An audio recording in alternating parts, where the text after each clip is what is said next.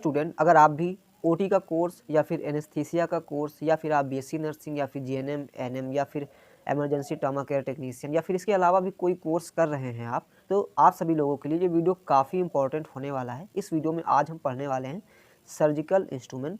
तो मेनली हम इस वीडियो में आपको जनरल इंस्ट्रूमेंट दिखाएंगे और उनके बारे में पढ़ाएंगे भी, उनके क्या फीचर्स होते हैं, क्या क्या क्वालिटी है उनकी, सारा कुछ इस वीडियो में हम बताने वाले हैं। और आपके एग्ज़ाम के प्रोस्पेक्टस में भी यही सारे इंस्ट्रूमेंट आपको मिलेंगे। मतलब आपका जो भी एग्ज़ाम होता है उस एग्ज़ाम में यही इंस्ट्रूमेंट पूछे जाएंगे, इससे बाहर कोई इंस्ट्रूमेंट नहीं आता है। और अगर आप कोई भी सर्जरी कराते हैं या फिर आप देखते हैं तो लगभग हर सर्जरी में इन्हीं इंस्ट्रूमेंट का ज़्यादातर यूज होता है। ठीक है, तो ये सारी चीज़ें आपको पता होनी चाहिए। तो मेनली हम इस वीडियो में आपको सारे इंस्ट्रूमेंट पढ़ाएंगे, तो आप लोग इस वीडियो को लास्ट तक देखते रहना। और जितने भी स्टूडेंट हैं जो भी इस वीडियो को देखना चाहते हैं उन तक भी इस वीडियो को आप लोग शेयर कर देना, आपके जो भी दोस्त हों, फ्रेंड सर्कल में, या फिर आपका कोई ना कोई ग्रुप बना होगा उस ग्रुप में भी इस वीडियो को शेयर कर देना। तो सबसे पहले हम जान लेते हैं, अगर कोई इंस्ट्रूमेंट हम टच करते हैं तो उसके पार्ट्स आप सभी को पता होना चाहिए कि आखिर कोई इंस्ट्रूमेंट है। जैसे सीजर मतलब कैंची होता है, अगर आप कैंची को उठाओगे तो मेनली आप उठा लोगे, लेकिन आपको ये भी पता होना चाहिए कि कैंची के कौन कौन से पार्ट्स हैं। तो यहाँ पर सबसे पहले हम पार्ट्स देखेंगे। कोई भी इंस्ट्रूमेंट होता है उसके पार्ट्स होते हैं और उस पार्ट्स के हिसाब से ही उसकी जो है फंक्शन होते हैं, मतलब काम होते हैं, क्या क्या वो काम कर सकता है, कहाँ कहाँ पे यूज कर सकते हैं। तो सबसे पहले आप सभी को पता होना चाहिए, ये जो होता है यहाँ पर नोक, इसे हम टिप बोलते हैं। क्या बोलते हैं, यहाँ पर आप सभी देख सकते हो, टिप बोलते हैं। और टिप से लेकर के या इसके बीच का जो एरिया होता है उसे हम ब्लेड बोलते हैं। ठीक है, क्या बोलते हैं, ब्लेड्स। और यहाँ पर जो चीज़ होती है उसे हम जॉइंट बोलते हैं। ठीक है, तो यहाँ से आप सभी देखते हो कि ये ओपन होता है, बंद होता है, तो इसे हम जॉइंट बोलते हैं। उसके बाद यहाँ से ले करके जितना भी यहाँ तक का पार्ट होगा उसे हम साफ्ट बोलेंगे। क्या बोलेंगे, साफ्ट। और यहाँ पर आप सभी लोग देख सकते हो, इसको क्या हम बोलेंगे, कैच लॉक मैकेनिज्म इसे बोलेंगे। क्योंकि दोस्तों जब भी इंस्ट्रूमेंट अगर हम उठाते हैं और यहाँ पर अगर इसे पूरी तरीके से बंद कर देंगे तो ये खुलेगा नहीं जब तक हम ओपन नहीं करेंगे। कितनी भी ताकत लगा लें इसे हम अलग नहीं कर सकते। जब तक इसे हम प्रेस करके खोलेंगे नहीं आसानी से तब तक ये नहीं खुलेगा। अगर किसी भी चीज़ को हम पकड़ लेते हैं और यहाँ से हम क्लोज कर देते हैं तो वो तब तक नहीं छूटेगा जब तक हम यहाँ से इसे छुड़ाएंगे नहीं। तो ये चीज़ें आपको पता होनी चाहिए। उसके बाद आप सभी को पता है कि कोई भी इंस्ट्रूमेंट होता है हम यहाँ से पकड़ते हैं तो इसे भी कुछ ना कुछ बोला जाता है। इसे क्या बोला जाता है, फिंगर बाउच। तो हर इंस्ट्रूमेंट का पार्ट होता है, तो सबसे पहले आप सभी को पार्ट पता होना चाहिए। तो पहले टिप, फिर इसे हम ब्लेड बोलते हैं, इसे हम जॉइंट बोलते हैं। अभी आगे के भी जो इंस्ट्रूमेंट होंगे उसमें मैं दिखाऊंगा। उसके बाद इतने के पार्ट को हम साफ्ट बोलते हैं। उसके बाद इसे हम कैच लॉक मैकेनिज्म और इसे फिंगर बाउच। अब सबसे पहला, अगर आप एक ओटी टेक्नीशियन हैं या एनेस्थीसिया टेक्नीशियन है या फिर आप बीएससी नर्सिंग कर रहे हैं या फिर जीएनएम कर रहे हैं, अगर आप कहीं काम करते हैं, ठीक है, कहीं पर भी वर्क करते हैं किसी हॉस्पिटल में, या फिर आप ड्यूटी आपकी लगती है, आपकी पोस्टिंग लगती है, तो कोई भी इंस्ट्रूमेंट अगर आपको पकड़ना है, या फिर सर्जन है जो सर्जरी करता है वो किस तरीके से इंस्ट्रूमेंट को पकड़ेगा। ठीक है, तो यहाँ पर आप देख सकते हो अंगूठे में एक बाउज है, फिंगर बाउज। उसके बाद यहाँ पर लास्ट उंगली को छोड़ करके जो उंगली हमारी सेकेंड लास्ट है उस उंगली में पकड़ते हैं। और हमारे अंगूठे की बगल की जो फिंगर होती है वो हमारी कहाँ पर होती है, जॉइंट के पास होती है। और ये वाली उंगली आप लोग खुद ही देख सकते हो फिंगर बाउच के बगल में होती है। ठीक है, तो यहाँ पर अभी आप देख सकते हो यहाँ पर कैच लॉक मैकेनिज्म प्रेजेंट नहीं है। ठीक है, तो आप कह सकते हो कि कैच लॉक मैकेनिज्म के पास हमारी ये बीच वाली फिंगर रहनी चाहिए। उसके बाद अब मेनली बात आती है, अगर आप एक ओटी टेक्नीशियन हैं, ठीक है, अगर आप ओटी टेक्नीशियन हैं, कोई भी सर्जरी हो रही है, आप उस सर्जरी को करा रहे हैं, केस करा रहे हैं, तो सर्जन के साथ आप खड़े हैं, आपका मेन काम है इंस्ट्रूमेंट सर्जन को देना। तो किस तरीके से आप सभी लोग सर्जन के हाथ में इंस्ट्रूमेंट दोगे, जाहिर सी बात है, जैसे यहाँ पर ये सीजर है, ठीक है, अगर आप इस साइड से पकड़ेंगे और इस साइड से सर्जन को दे देंगे, अगर सर्जन इस साइड से पकड़ेगा तो उसे ये टिप लग सकती है उसके हाथ में। ठीक है, टिप लग जाएगी, इसलिए हम लोग कैसे देते हैं, पूरा जो इंस्ट्रूमेंट हम बंद कर देते हैं। बंद करने के बाद इस साइड सर्जन पकड़ेगा, क्योंकि सर्जन को पकड़ने में भी हेल्प होगी, क्योंकि उसी को सारा काम करना है, जो भी कट करना है, जो भी चीज़ें करना है उसी को करना है। तो सर्जन क्या करेगा, इसे डायरेक्ट पकड़ लेगा और जहाँ जो फिंगर मैंने आपको दिखाया यहाँ पर, जैसे ठीक है, ये फिंगर कुछ नहीं करेगा, वो सिंपल सा पकड़ेगा और फिंगर से अटैच कर लेगा, मतलब पूरी तरीके से पकड़ लेगा। और आपको इसी तरीके से सर्जन के हाथ में देना है। अगर आप इस साइड से पकड़ के देंगे तो आपको डांट भी पड़ेगी और सर्जन के हाथ में भी लग सकती है। और कुछ इस तरीके से सर्जन के हाथ में भी आप दे सकते हैं, मतलब इस तरीके से भी सर्जन पकड़ सकता है। उसके बाद अब हम आते हैं जनरल इंस्ट्रूमेंट में कि कौन कौन से हमारे जनरल इंस्ट्रूमेंट हैं जिनका हमें यूज लगता है। तो सबसे पहला, अगर आप कोई केस कराते हैं, ठीक है, तो उस केस में ये इंस्ट्रूमेंट काम नहीं आएगा, लेकिन मेनली इस इंस्ट्रूमेंट की बात करें तो ये इंस्ट्रूमेंट सबसे ज़्यादा यूज होता है, वो ओटी में हो चाहे चाहे आईसीयू में हो, मतलब चाहे वार्ड में हो, हर जगह ये इंस्ट्रूमेंट आप सभी को मिल जाएगा। तो जितने भी लोगों की ड्यूटी वार्ड में लगेगी, यहाँ पर जैसे ईटीसीटी का कोई स्टूडेंट है, मतलब इमरजेंसी ट्रामा केयर टेक्नीशियन का, तो उसे भी ये इंस्ट्रूमेंट देखने को ज़रूर मिलेगा। तो इसका क्या नाम है? इसका नाम है चिटल फॉर्सेप, ठीक है। तो ये चीज़ें आपको पता होनी चाहिए। अब ये चिटल फॉर्सेप है, तो इसका यूज क्या क्या होगा, तो सबसे पहले जान लेते हैं सैलिएंट फीचर्स। अब सैलिएंट फीचर्स का क्या मतलब होता है, तो इसकी मुख्य विशेषताएं, ठीक है। आप हिंदी में भी अगर आपको एग्ज़ाम होता है, ठीक है, एग्ज़ाम होता है, उसमें आप लोग हिंदी में भी लिख सकते हो मुख्य विशेषताएं, कोई इश्यू नहीं होगा, सभी लोग हिंदी में लिख सकते हैं, या फिर आप इंग्लिश में लिखना चाहते हैं तो सैलिएंट फीचर लिख सकते हैं। तो सबसे पहले कोई भी इंस्ट्रूमेंट है दोस्तों, मैं आपको बता दूं, it is made up of stainless steel. आपसे क्वेश्चन पूछा जाएगा कि इंस्ट्रूमेंट किससे बना होता है, तो आप लोगों को बताना है क्या स्टेनलेस स्टील का बना होता है, ठीक है। तो सबसे पहला फीचर यही होता है कि जो इंस्ट्रूमेंट है वो स्टेनलेस स्टील का बना हुआ है। उसके बाद कर्व ब्लेड विद लार्ज सिरेशन। तो कर्व्ड का मतलब मैं आपको बता दूं, कर्व का मतलब होता है मुड़ा हुआ, ठीक है, मुड़ा हुआ। तो यहाँ पर मैं आपको दिखा देता हूँ, ये कुछ इस तरीके से मुड़ा हुआ आप सभी को दिख रहा है, ठीक है। और ब्लेड मैंने बताया ही था, यहाँ पर क्या होती है, ये टिप हो जाएगी और ये आपकी ब्लेड हो जाएगी, ये आपका जॉइंट हो जाएगा, ये आपका साफ्ट हो जाएगा और ये आपके फिंगर बाउच, ठीक है। अब इसके बीच में यहाँ पर आप देख सकते हो छोटे छोटे लाइन है, ठीक है। ये चीज़ जो है इतने पार्ट को यहाँ पर दिखाया गया है, इसमें छोटे छोटे लाइन है, तो इसे हम बोलते हैं सिरेशन, ठीक है। तो इसकी जो ब्लेड है वो कर्व्ड है और उसमें सिरेशंस प्रेजेंट है, वो भी बड़े बड़े। अब इसका मेनली यूज क्या है, ठीक है। तो यहाँ पर आप लोग देख सकते हो to pick up the sterilized articles. तो क्या होता है कि जितने भी ओटी में इंस्ट्रूमेंट हैं या फिर कोई कुछ भी है वो स्टेलाइज है, मतलब पूरी तरीके से क्लीन है, उस पर किसी प्रकार का कोई माइक्रो ऑर्गेनिज्म नहीं है, तो उसे आप हाथ से उठा नहीं सकते हैं। अगर आप हाथ से उठाएंगे तो वो अनस्टेलाइल हो जाएगा, इस वजह से उसे हम चिटल फॉर्सेप से उठाते हैं, ठीक है। और अब चिटल फॉर्सेप कहाँ पे रखी जाती है, तो ये चीज़ आपको पता होनी है। Usually dipped in antiseptic solution like Cidex Savlon in OT theatre. तो जो भी ओटी थिएटर होता है, मतलब ऑपरेशन थिएटर, वहाँ पर साइडेक्स का इसके लिए एक अलग सा बनाया जाता है जिसमें साइडेक्स भरा रहता है, ठीक है। जैसे मान लेते हैं ये एक क्या है, एक छोटी सी बोतल है या कुछ भी है, इसमें साइडेक्स भरा हुआ है, तो क्या करेंगे हम चिटल फॉर्सेप को इसी में रख देंगे, ठीक है। ये मान लेते हैं चिटल फॉर्सेप है, तो यहाँ से ये इतनी नीचे का जो पार्ट है वो पूरी तरीके से डूबा रहेगा और ऊपर का पार्ट ओपन रहेगा, क्योंकि हम ऊपर के पार्ट को हाथ से पकड़ सकते हैं लेकिन नीचे के पार्ट को टच नहीं कर सकते, क्योंकि नीचे के पार्ट को हम किसी न किसी स्टेराइल इंस्ट्रूमेंट को उठाएंगे। तो इस तरीके से आप लोग पेपर अगर आपका होता है तो उसमें यही लिखना है कि ये स्टेनलेस स्टील का बना होता है, इसकी जो ब्लेड है वो कर्व है और इसमें लार्ज सिरेशंस प्रेजेंट हैं और इसे हम सेवलॉन या फिर साइडेक्स में डिबो कर रखते हैं, ठीक है। उसके बाद इसका जो मेनली यूज है वो स्टेराइल आइटम्स को उठाने के लिए किया जाता है। अब उसके बाद आता है हमारा रैम्पले स्पंज होल्डिंग फॉर्सेप। तो मेनली अगर आप ओटी में काम करेंगे तो आपसे स्पंज होल्डर बोला जाएगा। क्या बोला जाएगा? Sponge holder.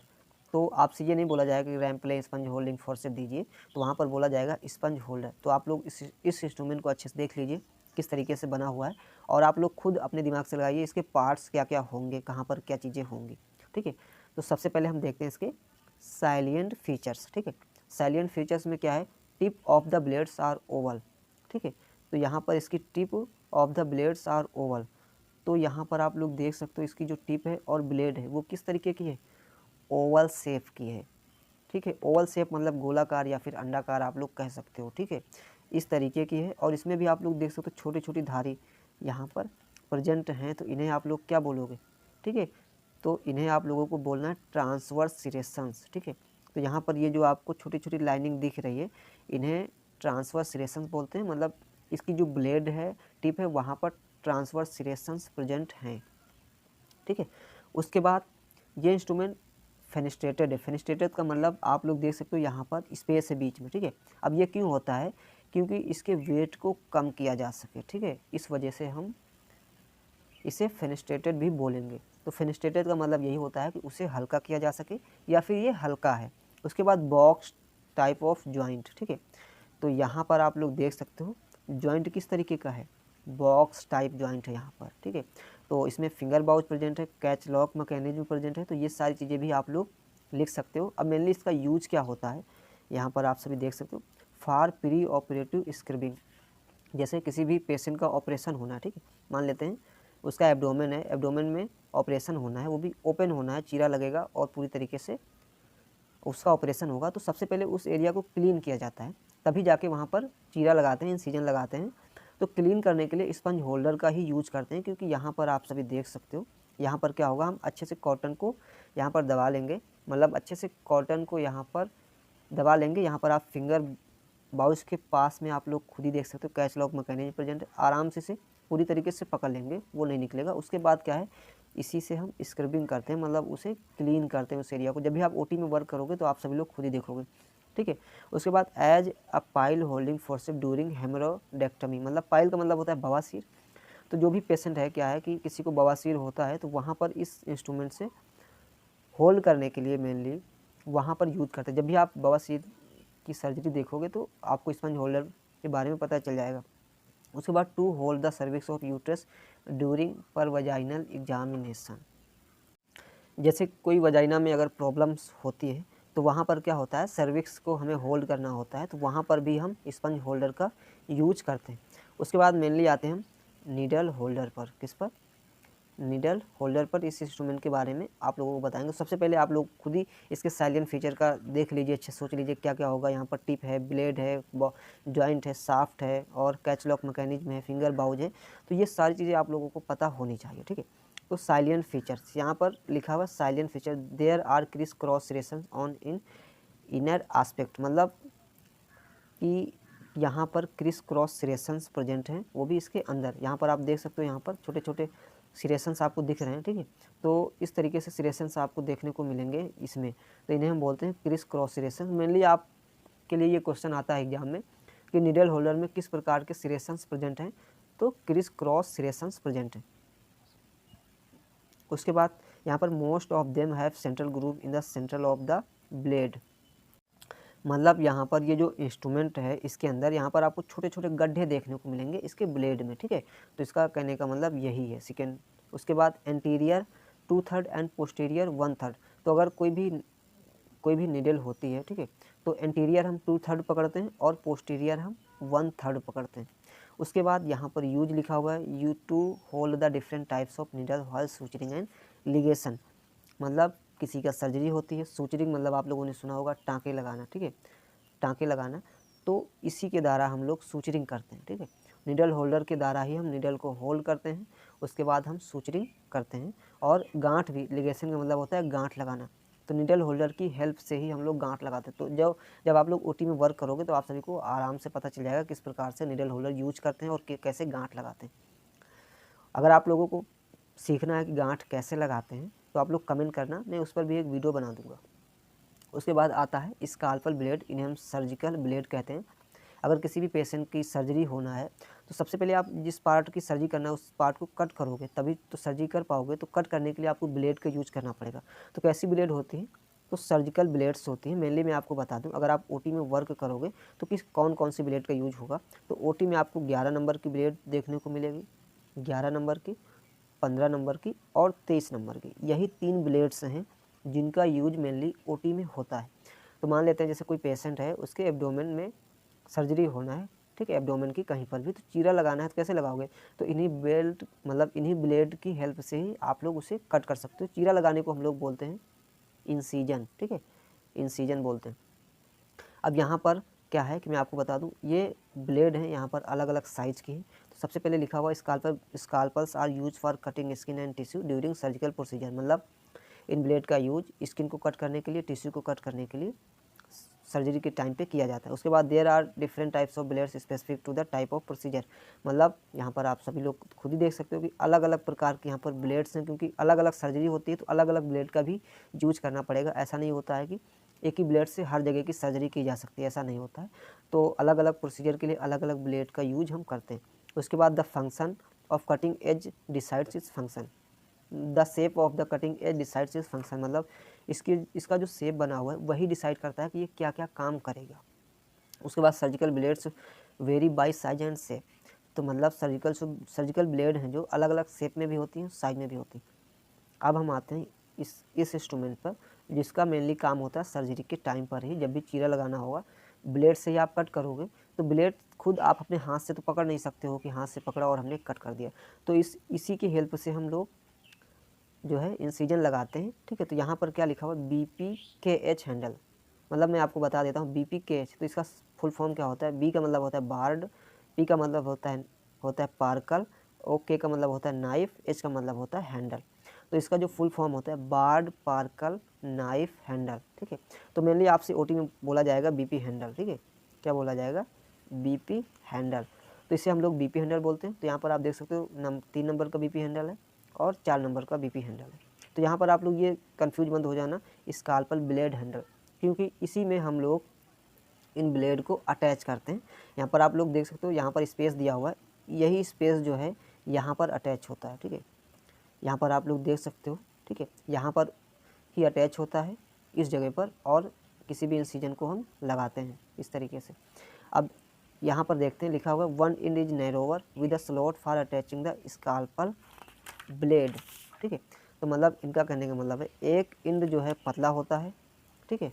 यहाँ पर आप लोग खुद ही देख सकते हो एक इंड यहाँ पर पतला है,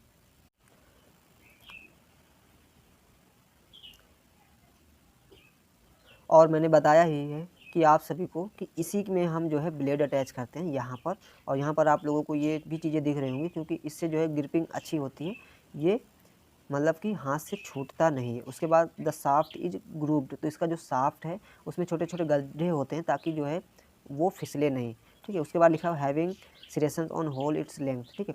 इसमें जो है सिरेशंस भी प्रेजेंट है पूरे लेंथ पे। उसके बाद लिखा हुआ it may be 3, 4 and 5 in number, मतलब ये 3 नंबर, 4 नंबर और 5 नंबर में हो सकते हैं। तो मेनली मैंने आपको दिखाई दिया है यहाँ पर 3 नंबर, 4 नंबर। तो मैं आपको बता देता हूँ, यहाँ पर जो BP हैंडल है इसमें अलग अलग यहाँ पर ब्लेड भी अटैच होती है।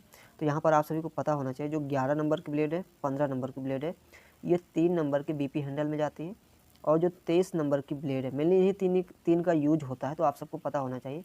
तो ये जो 23 नंबर की ब्लेड है वो 4 नंबर के BP हैंडल में जाती है। तो ये चीज़ आप लोग याद कर लेना, आपके OT में बहुत काम आएगा। आपसे बोला जाएगा कि आप लोग ब्लेड को जो है अटैच कर दीजिए, ठीक है। तो कैसे करेंगे, तो सबसे पहले 3 नंबर का BP हैंडल लेंगे, उसमें 11 नंबर या फिर 15 नंबर ब्लेड अटैच करेंगे। अगर 23 नंबर अटैच करना है तो आपको 4 नंबर BP हैंडल लेना होगा, ठीक है। तो उसके बाद आ जाते हैं हम लोग टॉवेल क्लिप्स पर। अब टॉवेल्स क्लिप भी अलग अलग प्रकार की होती हैं। तो पहला होता है डॉयंस टॉवेल क्लिप, यहाँ पर आप लोग इसको अच्छे से देख लीजिए, ठीक है। तो इसके जो साइलेंट फीचर है, pincer like action. Pincer like action का मतलब ये होता है अगर कोई भी चीज़ है आप एक तरफ प्रेस करोगे तो दूसरी तरफ ओपन होगी। तो यहाँ पर आप सभी देख सकते हो, यहाँ पर ये जो टिप है इसकी, यहाँ पर अगर आप प्रेस करोगे तो ये क्या होगा, ओपन हो जाएगा, खुल जाएगा, ठीक है। तो जो है डॉयंस टॉवेल क्लिप में पिंसर लाइक एक्शन प्रेजेंट होता है। उसके बाद blades are curved and sharply pointed. तो इसकी जो ब्लेड है मैंने बता ही दिया, ये ब्लेड होगी, तो ये कर्व्ड है, कर्व्ड का मतलब मुड़ी हुई है, और पॉइंटेड है, ठीक है। उसके बाद यूज क्या होगा, for fixing the draping seats और टॉवेल। तो क्या होता है कि OT में ऑपरेशन के टाइम पर आपको जो है टॉवेल का यूज करना पड़ता है, सीट्स का यूज करना पड़ता है। तो उन्हें जो है क्या है फिक्स कर देते हैं, जिससे वो गिरती नहीं नीचे, पूरी तरीके से फिक्स रहेंगी। जब तक हम इन टॉवेल क्लिप को बाहर नहीं निकालेंगे तब तक ये जो सीट्स होती है, टॉवेल होती है, कभी भी गिरेंगे नहीं। उसके बाद for fixing the sections tube. तो क्या होता है कि OT में जब ऑपरेशन होता है तो उस टाइम पर हम सक्शंस का यूज करते हैं, कॉटरी का यूज करते हैं, अलग अलग काफ़ी सारी चीज़ें पेशेंट के ऊपर रखी रहती हैं। तो क्या होगा, अगर ऐसे ही रखी रहेंगी तो गिर जाएंगे, ठीक है। तो इस वजह से हम क्या करते हैं, टॉवेल क्लिप से इन्हें फंसा देते हैं बीच में। अगर फंसा देंगे तो वो कभी भी नहीं गिरेंगे, कितना भी कुछ भी हो जाए, और आराम से हम उन्हें बार बार यूज भी कर लेंगे और बार बार उन्हें पेशेंट के ऊपर रख भी देंगे। उसके बाद यहाँ पर लिखा हुआ है for holding the fractured ribs. अगर किसी की रिब्स फ्रैक्चर हो जाती है तो वहाँ पर भी होल्ड करने के लिए यूज करते हैं। उसके बाद बैक हॉक्स टॉवल क्लिप, तो इसका भी मेनली यूज सेम है उसी की तरह, बस इसके जो है साइलेंट फीचर अलग अलग है। जैसे यहाँ पर आप लोग देख सकते हो कैच लॉक मैकेनिज्म प्रेजेंट है, जॉइंट यहाँ पर प्रेजेंट है, ठीक है। और फिंगर बाउज यहाँ पर कुछ इस तरीके के है, ये स्टेनलेस स्टील का बना हुआ है। तो इस तरीके से आप लोग इसका जो है साइलेंट फीचर लिख सकते हो, ठीक है। और मैं आपको बता दूँ इसका जो यूज है वही सेम जो आप लोगों को मैंने ऊपर बताया है इस टॉवल क्लिप का, यही यूज इसका भी है। उसके बाद आ जाते हैं सीजर। सीजर का मतलब आप सभी को पता होना चाहिए क्या होता है, कैंची, ठीक है। तो सीजर का मतलब होता है कैंची, ठीक है। तो वीडियो काफ़ी लंबा हो जाएगा, तो मैं इस वीडियो को 2 पार्ट में डिवाइड करूँगा, ठीक है। तो सबसे पहले हम सीजर देख लेते हैं। सो पहली जो सीजर का नाम है वो है मायो सीजर, ठीक है। तो आप लोग खुद ही देख सकते हो इस तरीके की ये सीजर है, तो इसे हम मायो सीजर बोलते हैं। अगर यहाँ पर बात करें तो यहाँ पर आप देख सकते हो ये फिंगर बाउज है, ठीक है, ये साफ्ट है हमारा, यहाँ पर जॉइंट है, ये ब्लेड है, ये टिप है, ठीक है। तो ये सारी चीज़ें आप सभी को पता होनी चाहिए। तो यहाँ पर अगर आप लोगों को इसे लिखना है तो क्या बोलोगे, it is a long and stout scissor has various size, मतलब इसे जो है हम स्टॉर्ट सीजर भी कहते हैं, ठीक है। इसे स्टॉर्ट सीजर कहते हैं या फिर मायो सीजर कहते हैं। तो ये चीज़ें आपको पता होनी चाहिए। ये लॉन्ग होती है, ठीक है, और अलग अलग टाइप में भी आती है, मतलब बहुत बड़ी भी होती है, छोटी भी होती है, मीडियम में भी होती है, इस तरीके की अलग अलग आपको देखने को मिलेंगी। यहाँ पर लिखा mainly use for cutting the suture. Suture का मतलब होता है जो आपका धागा होगा, जो टाँके लगते हैं उन्हें कट करने के लिए। जब भी सूचरिंग की जाती है, मान लिया किसी भी पार्ट को की सूचरिंग की जा रही है, ठीक है, तो उस धागे को बार बार आपको कट करना होगा, तो किस सीजर का यूज करेंगे, तो हम मायो सीजर का यूज करेंगे। तो इसे हम सूचर कट भी ऐसे शॉर्टकट में कहते हैं, ठीक है। यहाँ पर लिखा हुआ है to cut the tough structure linea alba external oblique aponeurosis, मतलब इससे जो है हम इस तरीके के टफ स्ट्रक्चर को भी कट करते हैं। तो मेनली आपको ओटी में क्या है, इस सीजर से आपको थ्रेड ही कट करना होगा, मतलब सूचर कट करने के लिए मिलेगा। उसके बाद आ जाते हैं मेडजन बॉम्ब सीजर। तो कुछ इस तरीके की ये सीजर है, ठीक है। तो यहाँ पर आप लोग देख सकते हो ये टिप है, इसकी ये ब्लेड है, ये जॉइंट है, यहाँ पर ये साफ्ट है, ये फिंगर बाउज है, और इसमें कैच लॉक मैकेनिज्म एब्सेंट है, ये स्टेनलेस स्टील की बनी हुई है। तो इस तरीके से आप सभी लोग इसके साइलेंट फीचर लिख सकते हो। यहाँ पर लिखा हुआ it is much lighter than Mayo scissor, तो ये जो है मायो सीजर से लाइटर है, ठीक है। उसके बाद it is long fine scissor, तो ये लॉन्ग फाइन सीजर है। उसके बाद ब्लेड्स में भी स्ट्रेट और कर्व, इसकी जो ब्लेड है वो स्ट्रेट मतलब सीधी भी हो सकती है और कर्व्ड भी हो सकती है। उसके बाद लिखा हुआ use for fine tissue dissection. क्या होता है, अगर आपको किसी भी पार्ट को कट करना है, ठीक है, टिश्यू को कट करना है, तो किस सीजर का यूज करोगे, तो इसी सीजर को हम यूज़ करते हैं। इसे हम टिश्यू कट भी बोलते हैं, ठीक है, क्या बोलते हैं, टिश्यू कट भी बोल सकते हैं। उसके बाद cutting delicate extend during various surgeries, तो मैंने बोला ही है। उसके बाद मतलब इसे हम टिश्यू कट भी बोलेंगे, और अलग अलग सर्जरी में इसका यूज मेनली टिश्यू कट के लिए ही होता है। उसके बाद to open the peritoneum during laparotomy, ठीक है। तो जब लेप्रोटोमी सर्जरी होती है तो उस टाइम पर भी इसी सीजर का यूज होता है। उसके बाद ड्यूरिंग कॉलिसिस्टेक्टमी, तो कॉलिसिस्टेक्टमी में भी इसका यूज करते हैं। अब आप सभी को नहीं अगर पता है लेप्रोटोमी क्या होती है, तो मैं आपको बता दूं, पेट की जो सर्जरी होती है, एब्डोमेन की सर्जरी जो होती है, मतलब तो अगर हम चीरा लगाते हैं बड़ा सा और वहाँ की सर्जरी करते हैं तो उसे लेप्रोटोमी कहते हैं। और दूसरी होती है कॉलिसिस्टमी, पेट की होती है, ये भी मतलब एब्डोमेन की ही होती है। तो क्या होता है, इसे हम दूरबीन के द्वारा करते हैं, ठीक है। तो मेनली जो एब्डोमेन की सर्जरी होती है वो दो ही होती हैं, लेप्रोटोमी और कॉलिसिस्टेक्टमी।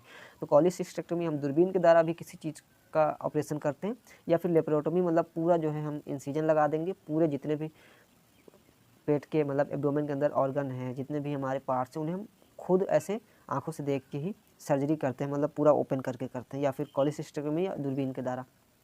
उसके बाद मैकलन डॉस सीजर, तो इसका भी यूज आप सेम मेडजन बॉम्ब की तरह ही आप लोग इसका भी यूज कर सकते हो।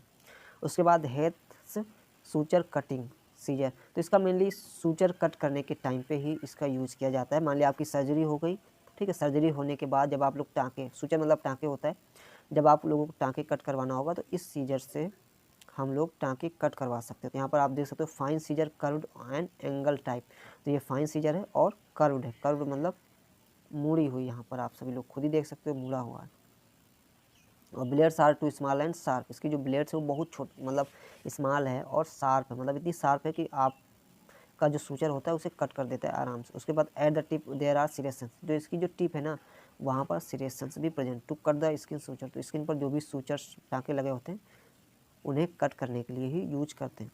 तो मेनली आज हमने इस वीडियो में इतना ही देखा। अब आगे का वीडियो हम नेक्स्ट पार्ट में देंगे, क्योंकि ये वीडियो काफ़ी लंबा हो जाएगा तो अपलोड करने में भी प्रॉब्लम होगी। तो इस वजह से हम इस वीडियो को नेक्स्ट पार्ट में आपको प्रोवाइड करेंगे। आप सभी लोग चैनल सब्सक्राइब कर लेना और वीडियो को लाइक कर देना और दोस्तों को भी शेयर कर देना, ताकि वो लोग भी इस वीडियो से कुछ नॉलेज प्राप्त कर सकें और उनके एग्ज़ाम के लिए भी काफ़ी हेल्प होगी। फिर भी कोई क्वेश्चन है तो कमेंट करना। मिलते हैं फिर नेक्स्ट वीडियो में।